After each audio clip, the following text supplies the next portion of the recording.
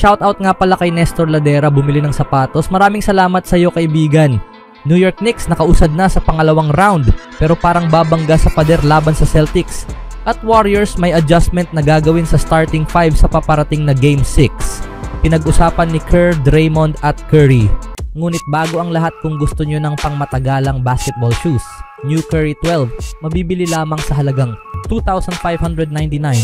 I-click lamang ang link sa comment section. Ang 3-pointer ni Jalen Brunson mula sa labas ng arc sa natitirang 4.3 seconds regulation ang nag-angat sa New York Knicks sa panalo kontra Detroit Pistons 116-113 sa Game 6 ng kanilang first round NBA playoff series. Sa panalong ito, umusad ang Knicks sa Eastern Conference Semifinals kung saan makakaharap nila ang Boston Celtics. Natapos si Brunson na may 40 puntos, 15 of 33 shooting from the field, may dagdag na 7 assist at 4 na rebounds upang talunin ang Detroit at maiwasan ang Game 7 sa Madison Square Garden. Nag-ambag si Mikal Bridges ng 25 puntos at si OG Anunoby ng 22 para sa Knicks.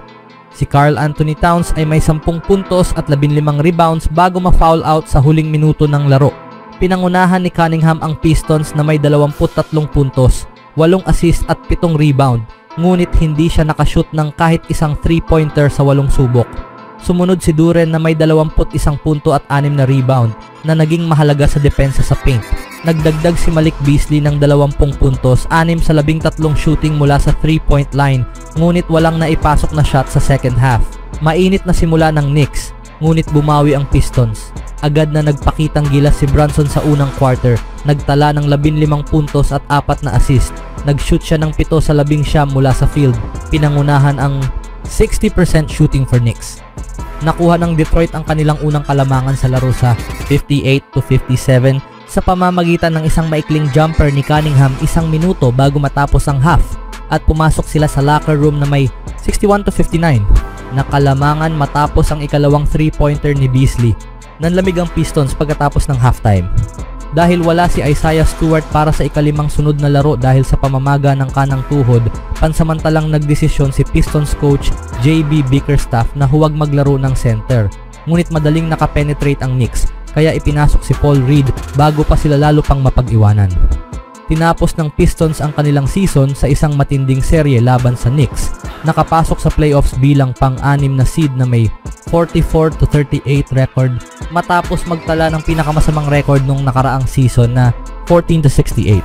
Magpapatuloy ang Knicks sa kanilang laban para sa titulo kontra sa defending champion Boston Celtics na magsisimula sa Martes, oras ng laro ay iaanunsyo pa. Sa ibang balita naman, habang papalayo si Spencer mula sa isang play kung saan siya at si Moses Moody ay nag-agawan sa rebound kay Dillon Brooks, biglang bumagsak si Brooks sa sahig na parang hinampas ng ipo-ipo ang Toyota Center at agad siyang nagalit kay Spencer. Ngunit tumalikod si Spencer at binastos siya ng isang kumpas ng kamay, isang kilos na sumasalamin sa matagal ng saloobin ng Golden State tungkol kay Brooks. Dito na uminit ang tensyon at sumiklab ang gulo na naging dahilan para ang dati na one-sided na pagkatalo ng Warriors ay naging kapanapanabik. Binangga ni Alperen Sengun si Spencer at hinarap ito, pero hindi umatras si Spencer at tumapat sa mukha ng sentro ng Rockets na 8 pulgada ang tangkad sa kanya. Nang tuluyang magkaharap, binundol ni Spencer si Sengun sa mata gamit ang kanyang noo. Rumesponde agad si Warriors center Trayce Jackson-Davis at itinulak si Sengun sa dibdib habang ito'y patumba na. Kinailangang awatin sina Jackson-Davis, Sengun at ilan pang manlalaro. Si Spencer ay pinaalis sa laro, ejected, habang sina Jackson-Davis at Sengun ay parehong binigyan ng offsetting technical fouls. Basketball nga naman, umiinit talaga ang ulo minsan, pero hindi ko hahayaang basta-basta harapin nyo si Pat na doble ang sukat ninyo, sabi ni Jackson-Davis sa NBC Sports Bay Area habang nasa locker room ng Warriors. Hindi ko alam anong iniisip niya. Hindi nakita ni Jackson-Davis ang headbutt habang nangyayari ito, pero nang makita niya si Spencer pagkatapos, napansin niya ang pula sa noo nito at napatawa sa insidente. Yun na yung lacrosse sa kanya na lumalabas. Biro ni Jackson-Davis.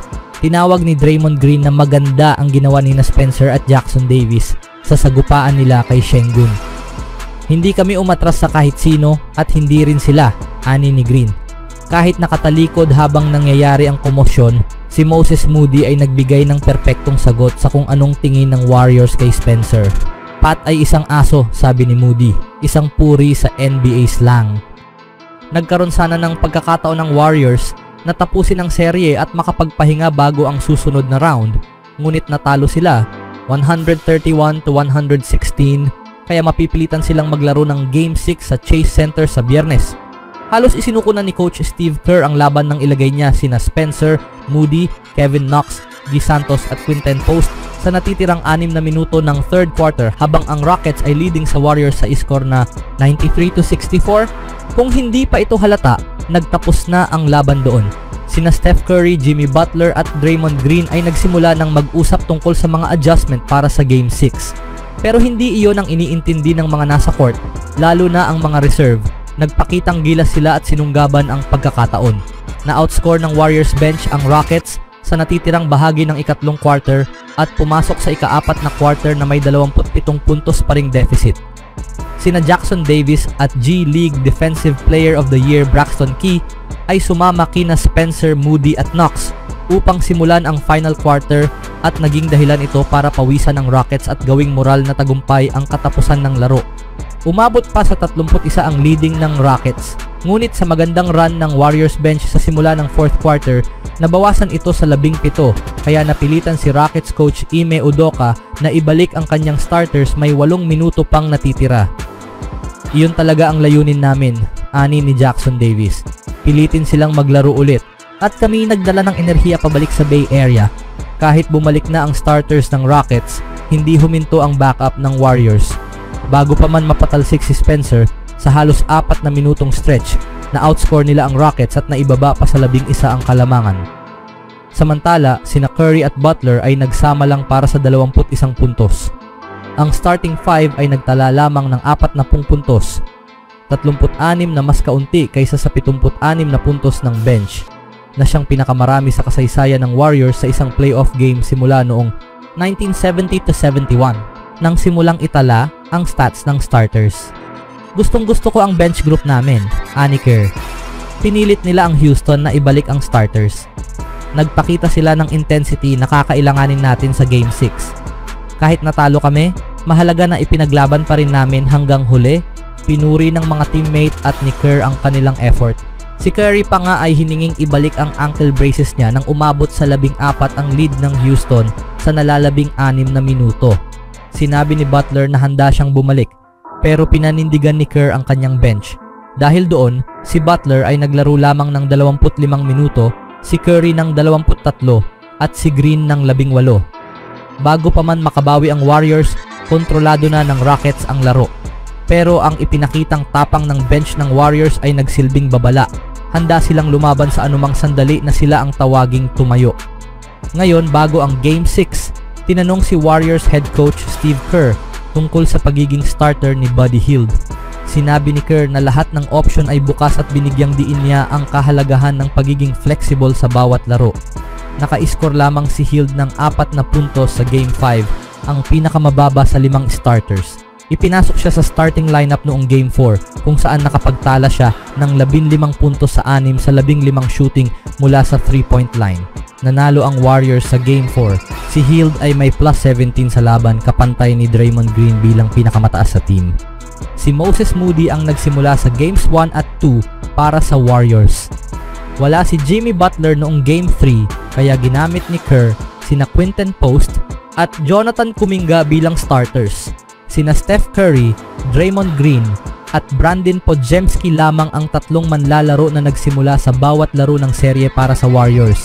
Natalo ang mga starters ng Warriors sa puntos noong Huwebes.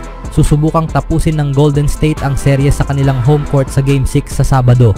Ano sa tingin nyong dapat magiging adjustment sa starting 5 ng Warriors, mga kaibigan, sa paparating na Game 6?